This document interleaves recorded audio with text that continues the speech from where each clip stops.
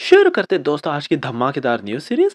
आज की news series में आखिरी खबर काफ़ी ज़्यादा शॉकिंग होने वाली है क्योंकि रशियन कंपनी पर खुद रशिया की एयरफोर्स भी भरोसा नहीं करना चाहती है। आखिर क्या बात है, हम आगे इस वीडियो में जानेंगे। फ्रेंच कंपनी राफेल के लिए भारत इतना ज़्यादा इंपॉर्टेंट बन चुका है कि 2040 आते-आते ये फ्रांस को इतना तवज्जो नहीं देंगे जितना भारत को देने लग जाएंगे। आखिर क्या शॉकिंग घटनाएं होंगी, हम आपको आगे इस वीडियो में बताएंगे।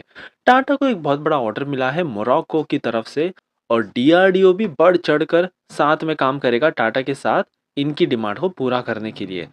इजराइल के साथ अब भारतीय कंपनी बीईएल मिलकर एक काफी ज्यादा नेक्स्ट जनरेशन मीडियम रेंज की सरफेस टू एयर मिसाइल बना रही है और इसकी रेंज सुनकर तो दुश्मन देश के होश उड़ गए।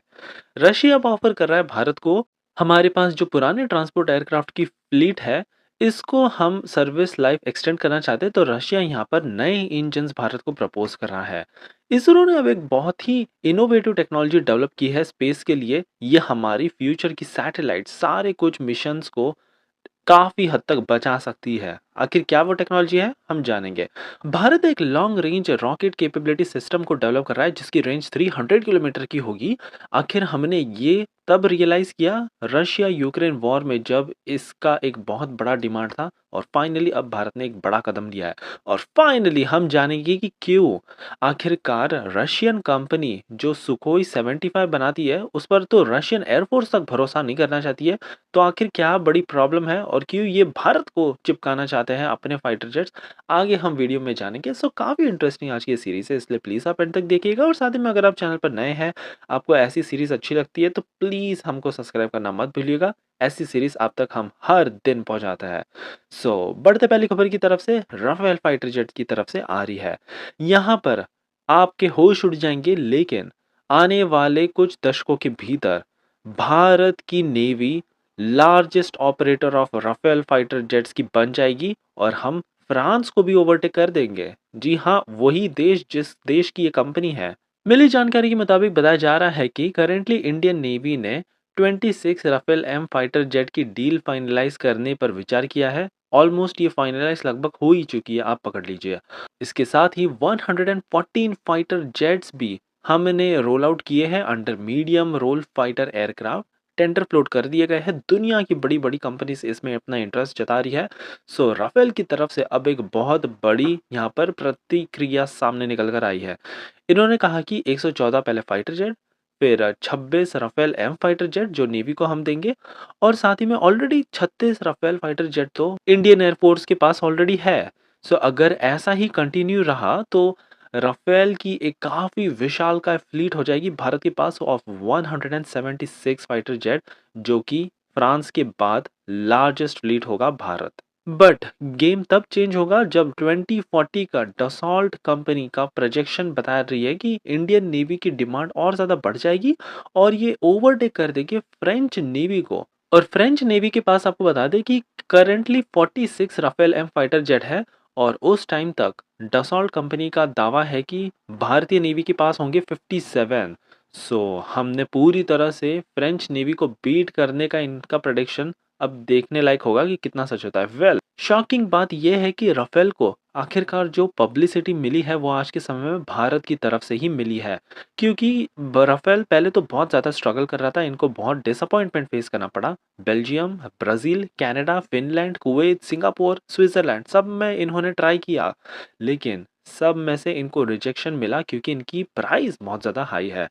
फिर बाद में चलकर जब इंडियन एयरफोर्स ने डिसाइड किया, जो कि वर्ल्ड्स फोर्थ लार्जेस्ट ऑपरेटर है, तो इन्होंने यूरो फाइटर टाइफून को 2012 में इसको छोड़कर राफेल फाइटर जेट्स को ज़्यादा तवज्जो दिया और इसने तो लगभग एक ट्रिगर ही कर दिया सारे देशों को कि हाँ, इंडिया जैसे देश ने क्यों आखिरकार राफेल को चुना।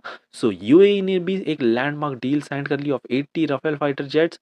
फिर सऊदी अरेबिया ने भी और कई तमाम देशों ने भी एक के बाद एक इसकी डिमांड रखनी स्टार्ट हो गई। बढ़ते हमारी अगली खबर की तरफ से, तो मोरक्को की तरफ से आ रही है। दरअसल इन्होंने भारत को एक काफ़ी 150 WHAP आर्मर्ड व्हीकल का बड़ा ऑर्डर प्लेस किया है और इसमें टाटा को सेलेक्ट किया गया है। टाटा ने अब डीआरडीओ के साथ मिलकर 150 इस तरह के भारी भरकम आर्मर्ड व्हीकल मोरक्को को सप्लाई करने का एग्रीमेंट फाइनली साइन भी कर लिया है। अकॉर्डिंग टू द कॉन्ट्रैक्ट, 3 साल के भीतर ये सारे व्हीकल्स मोरक्को को भारत बना के दे देगा और हमारे लिए ये एक बहुत बड़ी बात है क्योंकि this is the biggest contract. Indian made armoured vehicle पहली बार किसी दूसरे देश में इतनी भारी मात्रा में भेजे जा रहे हैं और ये भी एक काफ़ी ट्रिगर का काम करेगा तमाम सारी अफ्रीकन, साउथ एशियन कंट्रीज़ को। हमारी अगली खबर इजराइल की तरफ से आ रही है। दरअसल इजरायली एरोस्पेस इंडस्ट्री और बीईएल भारत इलेक्ट्रॉनिक्स लिमिटेड इन दोनों के साथ एक पार्टनरशिप जॉइंट वेंचर हो चुका है और अब हम दोनों मिलकर एक medium range surface to air missile develop करेंगे। आपको बता दें कि इस जॉइंट वेंचर में जो बीईएल है वो 40% स्टेक होल्ड करता है, तो वहीं इजराइल 60% स्टेक होल्ड करता है। ये टेक्नोलॉजी काफ़ी ज़्यादा गेम चेंजर साबित होगी क्योंकि पहली बार कुछ ऐसा भारत करके दिखा रहा है सरफेस टू एयर मिसाइल के क्षेत्र में, जिसने चीन और पाकिस्तान दोनों के होश उड़ा दिए हैं। हालांकि अभी तक रेंज बताई नहीं गई है, लेकिन कुछ एक्सपर्ट्स का मानना है कि एटलीस्ट 300 से लेके 500 किलोमीटर तक की इसकी रेंज होगी, जो कि बहुत ही ज़्यादा दमदार है। फाइनली आखिरी खबर आ रही है हमारी रशियन फाइटर जेट Su-75 की तरफ से। इस फाइटर जेट को रशिया ने काफ़ी बार पहले पास्ट में चिपकाने की कोशिश की है इंडियन एयरफोर्स को, लेकिन फाइनली अब यहाँ पर एक सीनियर इंडियन एयरफोर्स ऑफिशियल खुलकर बोल रहे हैं कि हमको इस एयरक्राफ्ट में कोई इंटरेस्ट है ही नहीं, हम इसको तो सीरियसली लेते ही नहीं। ऑफिशियल ने बताया कि पहले तो Su-75 प्रोग्राम को एक सब्सटैंशियल डेवलपमेंट फंडिंग की रिक्वायरमेंट है और इसी रीज़न के चलते ये दुनिया भर में पोटेंशियल कस्टमर्स को ढूंढने में लगे हुए हैं।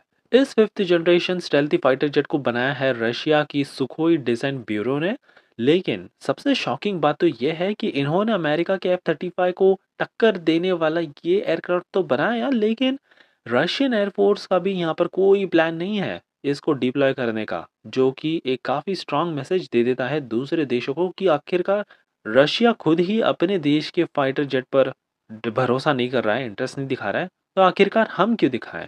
सो इसी रीज़न के चलते इसकी कुछ मॉकरी भी हुई है इन पास्ट।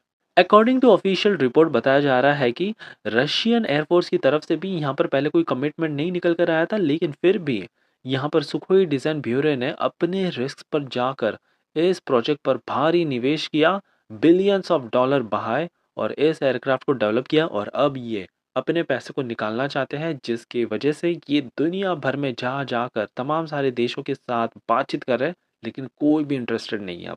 भारत तो बिल्कुल भी नहीं होगा क्योंकि हमने ऑलरेडी दुनिया भर का पैसा लगाया है अपने ही फिफ्थ जनरेशन, इनफैक्ट 5.5 जनरेशन के फाइटर जेट एम का प्रोजेक्ट के लिए। सो ये तो पूरी तरह से वेस्ट ऑफ टाइम होगा और वेस्ट ऑफ मनी होगा अगर हम इस Su-75 के बारे में सोचते भी हैं तो। सो ये थी हमारी आज की न्यूज़ सीरीज। आई होप कि आपको आज की सीरीज पसंद आई हो, और अगर हाँ तो प्लीज़ हमको एक लाइक करना मत भूलिएगा, आपका ऐसा ही कमाल का सपोर्ट दिखाने के लिए।